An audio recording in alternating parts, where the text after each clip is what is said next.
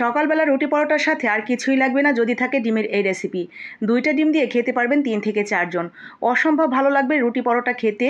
যদি নর্মালি রুটি খান 2টা, এটা দিয়ে খেতে পারবেন 4টা রুটি। এত মজার ডিমের এই রেসিপিটা।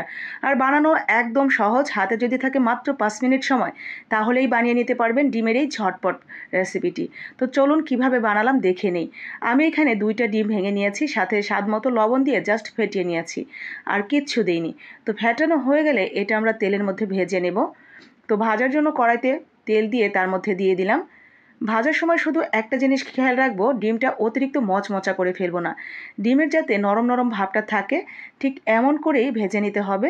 তো ভাজার সময় এলোমেলো করে ভেঙে এরকম ঝুরঝুরা করে সুন্দর করে নামিয়ে নেব।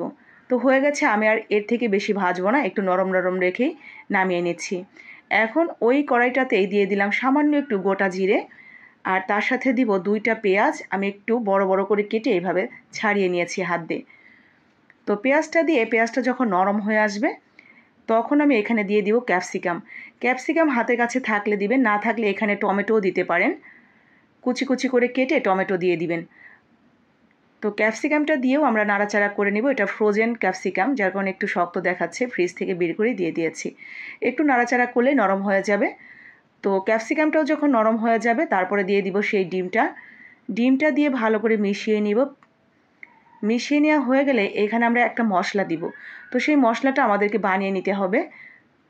তো এটা একটু নাড়াচাড়া করে এর সাথে সুন্দর করে রেখে দিচ্ছি। তার আগে দিয়ে দিচ্ছি এখানে একটু কালো গোলমরিচ। আমি 3-4টা কালো গোলমরিচ একটু ভেঙে এর সাথে দিয়ে দিয়েছি। এখন সেই মশলাটা বানানোর জন্য এখানে আমরা অল্প একটু পানির মধ্যে 2 চামচ কর্নফ্লাওয়ার, হলুদের গুঁড়া, মরিচের গুঁড়া, ধনিয়ার গুঁড়া সামান্য, আর স্বাদ মতো লবণ, আর দিয়ে দিচ্ছি এখানে 2টা সসের প্যাকেট।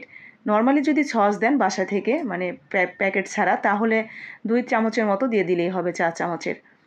এখন সব কিছু সুন্দরভাবে মিশিয়ে নেব। মেশানো হয়ে গেলে এটা আমরা সেই ডিমটার সাথে দিয়ে দিব। ডিমের সাথে দেওয়ার পর যদি মনে হয় এটা বেশি ঘন লাগছে, বেশি আঠালো আঠালো মনে হচ্ছে, তাহলে সামান্য একটু পানি অ্যাড করে একটু পাতলা পাতলা করে আপনার পছন্দ অনুযায়ী বানিয়ে নেবেন।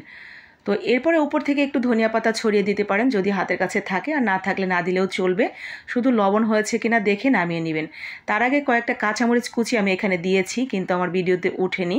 তো অবশ্যই কয়েকটা কাঁচামরিচ কুচি দিয়ে নেবেন। তো এই তো হয়ে গেছে আমার রুটি পরোটার সাথে খাওয়ার জন্য অসম্ভব মজার একটা ডিমের রেসিপি। এটা দিয়ে রুটি পরোটা এত বেশি ভালো লাগে, অসম্ভব মজার। আর তার থেকে বড় কথা, এটা অনেকটা আয়ের একটা রেসিপি। আপনি 2টা ডিম দিয়ে অনায়াসে 4 থেকে 5 জন, 4 জন তো অনায়াসে খেতে পারবেন, আর অল্প অল্প করে খেলে 5 জনও খেতে পারবেন। তো মনে ধরলে বানাবেন, আশা করি ভালো লাগবে। আর লাইক কমেন্ট শেয়ার করে দিবেন যাতে বাকিরাও দেখে বানিয়ে নিতে পারে। আসসালামু আলাইকুম।